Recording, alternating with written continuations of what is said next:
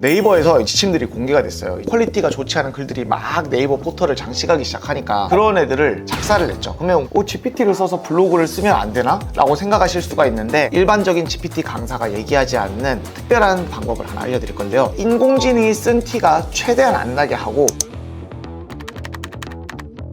블로그를 실제로 운영을 하고 계시잖아요. 요즘에 그 글을 잘 쓰기 위해서 GPT를 써야 된다, 뭐 클로드를 써야 된다. 사실 저처럼 오랫동안 블로그를 했던 사람들은 현타가 오는 거예요. 나 이외에 글을 잘 쓰는 사람들이 엄청나게 많이 나타난 거죠. 이런 AI 도구들이 나와서 이제 정말 잘 쓰는 분들이 많아진 게 한편으로는 슬프지만, 이걸 우리가 또 잘 다룬다면은 누구나, 그리고 나도 블로그를 쉽게 할 수 있는 그런 시대가 온 것 같아요. 혹시 그걸 어떻게 좀 활용하고 계신가요? 일단은 제가 지금 GPT의 메인 화면을 이렇게 띄워놨는데, 많이 사용해보지 않은 분들이 들어오면 굉장히 난감할 수가 있어요. 왜냐면 그냥 하얀 화면에 무엇을 도와드릴까요 하고 이렇게 달랑 들어와 있고, 어떤 이렇게 사용하는 매뉴얼이나 이런 게 전혀 없다 보니까 굉장히 막막하실 수가 있습니다. 그래서 일단 초기 세팅을 하고 어떤 식으로 운영하는지를 한번 살펴보도록 하겠습니다. 자, 우선 우측 상단에 이렇게 딱 눌러보시면은요, 챗 GPT 맞춤 설정이라고 보이실 거예요. 이걸 눌러보시면은 챗 GPT가 나를 어떻게 불러주면 좋을지, 어떠한 일을 하고 있는지, 챗 GPT가 어떠한 특성을 지녔으면 하는지, 여기 보시면은 뭐 Z 세대도 있죠. Z 세대처럼 말합니다. 궁금하니까 한번 해볼까요? 자, 그리고 이제 닉네임을 제가 타철이라고 해보고요.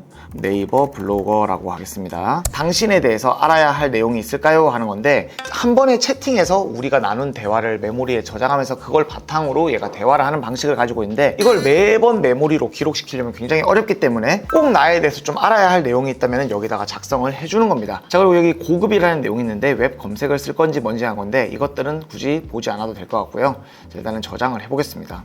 한번 보내볼게요. 안녕.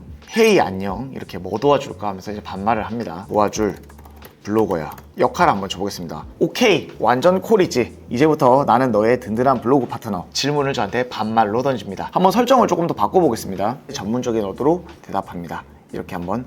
자, 근데 이제 얘가 안녕하세요, 오늘은 어떤 주제로 도와드릴까요? 저는 꼰대라서 그런지 모르겠지만 이거 좀 편한 것 같아. 물론입니다. 저는 네이버 블로그 상위 노출, 콘텐츠 기획, 키워드 최적화, CTA 설계 등 전반적인 블로그 운영 전략에 대해서 전문적으로 도와드릴 수 있습니다. 자, 이게 내 GPT의 초기 설정이라고 할 수 있는 내 GPT 맞춤 설정이라고 할 수 있겠습니다. 거기에서 가장 중요한 게 이제 프롬프트라는 게 있더라고요. 사실 요즘 네이버에서 지침들이 공개가 됐어요.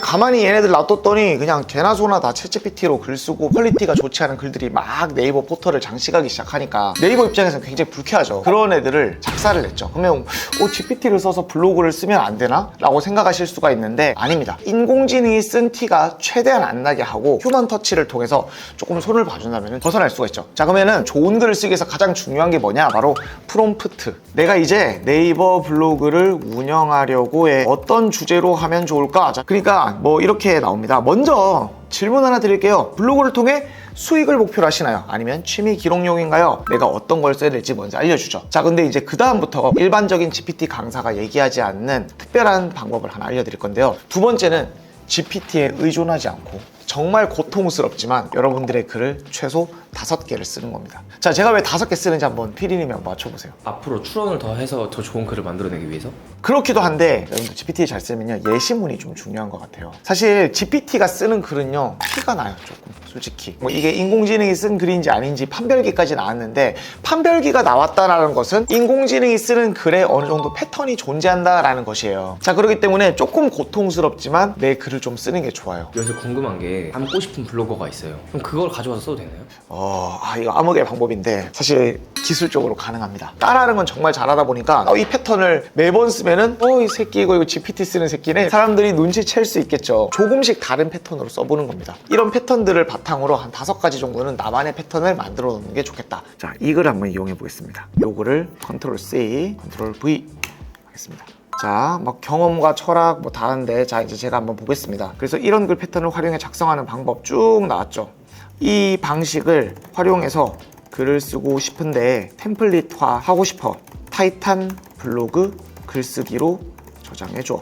그 샵을 붙인 이유는 뭐예요? 템플릿을 불러왔다고 할 수도 있겠죠. 우리가 잘 쓰지 않는 어떤 명령어를 넣는 겁니다. 자, 여기 보시면은 제가 명령을 주고 나니까 예시글의 특징과 전개 방식을 토대로 만든 블로그 글쓰기 템플릿입니다. 저장을 해서 쓸 수가 있다 라고 할 수 있겠죠. 자, 그럼 여기다가 이제 명령을 줘볼 건데요. 3단계의 중요한 부분인데, 자, 글을 쓸 때는 주제가 필요할 것이고 읽는 사람이 필요할 것입니다. 어떤 식의 결론을 원한다, 이런 내용들, 그리고 좀 네이버 블로그 알고리즘에 맞춰서 글을 써달라, 이런 식의 세부 특징들을 좀 적어줘야 되는데요. 이렇게 여러 가지 요구사항을 할 때는 개요식 글쓰기를 하시면 됩니다. 불경기를 이겨내는 가장 확실한 방법, 부업과 엔잡에 도전하세요. 제가 진짜 신기한 거 보여드리면은, 자, 문단을 보시면은 제가 습관적으로 이렇게 3줄 정도 쓰고 문단을 바꿔가면서 글을 쓰는 저의 버릇이 있어요. 자, 근데 GPT가 보니까 3줄, 3줄, 3줄, 3줄, 3줄, 4줄씩 거의 제가 지금 쓰는 방식으로 끊어서 쓰는 것들을 볼 수가 있어요. 한번 얘한테 물어볼 수도 있습니다. 1500자 정도로 글을 작성했는데 분량은 적당한 것 같아? 보통 네이버 블로그 글은 1500자에서 3000자 정도가 적당하다고 알려져 있습니다. 이 글이 어느 정도 괜찮은 글이라고 하겠죠. 자, 그러면 이제 3단계는 끝났습니다. 근데 여러분들 4단계가 필요할 겁니다. 이 친구는 내가 예시문을 줬지만 제 인생 전반을 전체 다 알고 있는 친구도 아니거니와, 그리고 제가 쓰지 않는 표현들을 쓸 수도 있을 것입니다. 자, 그래서 대부분 이렇게 GPT가 이제 발전하고 나서 요즘 애드센스 시장이 굉장히 화랑이죠. 워드프레스 같은 블로그에다가 GPT를 통해서 쓰고 이렇게 광고 수익을 얻곤 하는데, 자, 그러다 보니까 이 온라인상에 굉장히 나쁜 컨텐츠가 많아지게 되고 검색 결과가 굉장히 신뢰도가 떨어지게 될 겁니다. 자, 그렇기 때문에 휴먼 터치라고 합니다. 자, 이 글을 그대로 복사해서 네이버로 가지고 가시되 조금씩 휴먼 터치를 해주는 겁니다. 어울리는 이미지를 추천해줘. 자, 그랬더니 얘가 막 이미지들을 추천해주는 거예요. 필요하시다면 각 추천 이미지 키워드를 기반으로 무료 이미지에서 실제 사용할 수 있는 샘플을 찾는 것도 도와드릴 수 있습니다 라고 하죠. 검색을 막 해줍니다. 근데 여러분들 보시기에 어떤가요? 솔직히 지금 나와 있는 이미지가 어떠냐면요, 구려요. 그러면은 이렇게 한번 해보겠습니다. 제안해준 이미지들을 미드저니 V7로 만들려고 해. 프롬프트를 작성해줘. 이것을 표로 보여줘.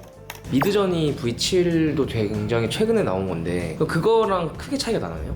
V7이 나오기 전에는 소라가 나오고 미드저니를 다 해지했대요. 저도 사실 그 중에 하나였습니다. 미드저니가 정말 기다렸다는 듯이 V7을 만들었어요. 완성도적인 측면이 엄청 높아요. 미드저니 7로 잘생긴 남자를 하나 생성합니다. 이런 샤넬 바디워시 이런 상품 사진을 구글 AI 스튜디오에 넣으면요, 그 남자가 이렇게 샴푸를 들고 있는 이런 사진들이 생성이 됩니다. 자, 그러면 이제 미드저니 썼고 구글 한번 썼죠. 얘를 이제 다시 GPT로 가져와서 소라한테 야, 포즈 좀 바꿔서 줘봐. 그럼 막 얘가 이렇게 들었다, 이렇게 들었다, 이렇게 들었다가 막 난리가 나요. 제가 이제 그 순간 알았죠. 야, 이제 모델들 끝났다. 진짜 깜짝 놀랐어요. 그래서 다음 시간에 이런 거 한번 해보면 좋을 것 같은데, 이 미드저니가 단 하나의 단점이 있습니다. 사실 여러분들 영어 잘하세요. 저는 잘 못하거든요. 쉽지가 않구만 이렇게 생각할 수 있는데, 자, 여기다가 한번 입력을 해볼 겁니다. 크리에이트 들어가서 아무거나 한번 넣어보겠어. 짠.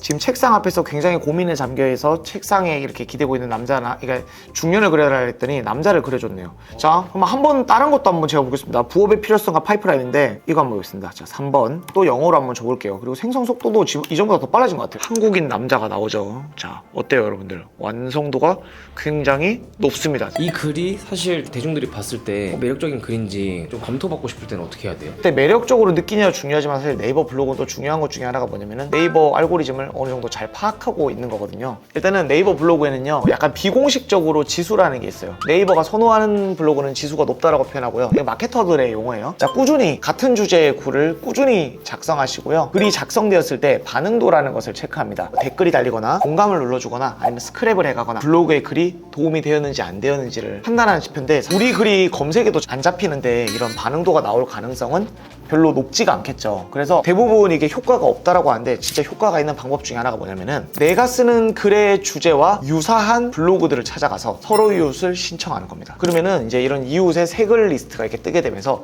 사람들이 그래도 좀 공감 하나 정도는 눌러주게 되거든요. 그래서 제 글도 보시면은요, 공감수가 기본적으로 좀 높아요. 공감이 높고 댓글 수가 어느 정도 나오기 때문에 제 글이 어느 정도 노출이 되게 되는 것이고, 여러분들도 노출을 원한다면은 좀 이렇게 서로 이웃 추가도 많이 하셔야 돼요. 저 같은 경우는 네이버 블로그를 처음에 키울 때 거의 하루에 100명씩 서로 이웃 추가할 수 있는데, 그거를 진짜 하루도 빠지지 않고 매일매일 했었습니다. 자, 그러니까 남들에게 도움이 되는 굉장히 높은 수준의 정보글을 쓰다 보면은 사람들이 결국에 나를 알아주게 돼요. 그럼 결국에는 내가 가진 주관보다는 대중적인 글을 쓰기 위해서, 그리고 내가 어떤 정보를 제공할 수 있을지를 고려하면서 그걸 바탕으로 GPT를 활용하는 게 가장 중요한 요소라고 볼 수 있는 거네요. 그렇죠. GPT는 여러분들 도구일 뿐입니다. GPT가 절대로 만능은 아니에요. 그래서 내가 이 GPT를 어떻게 쓸지에 대한 그 방향은 결국엔 내가 정하는 것이다. 예전에만 하더라도 상세 페이지를 잘 만들려면은 사진만 글반이다 보니까 좋은 사진이 필요한데 좋은 사진이 없다 보니까 좋은 상세 페이지를 만들기가 어려웠는데 이제는 그런 시대가 끝났어요. 이제는 기획은 GPT가 다 해주고 사진은 미드저니가 다 만들어주고 소라가 포즈 다 바꿔주는 그런 시대이다 보니까 잘만 활용하면 굉장히 좋은 시기로 활용할 수 있겠죠. 자, 그래서 이제 그런 것들로 한번 멋진 이미지를 생성하는 거를 다음 시간에 한번 해보도록 하겠습니다.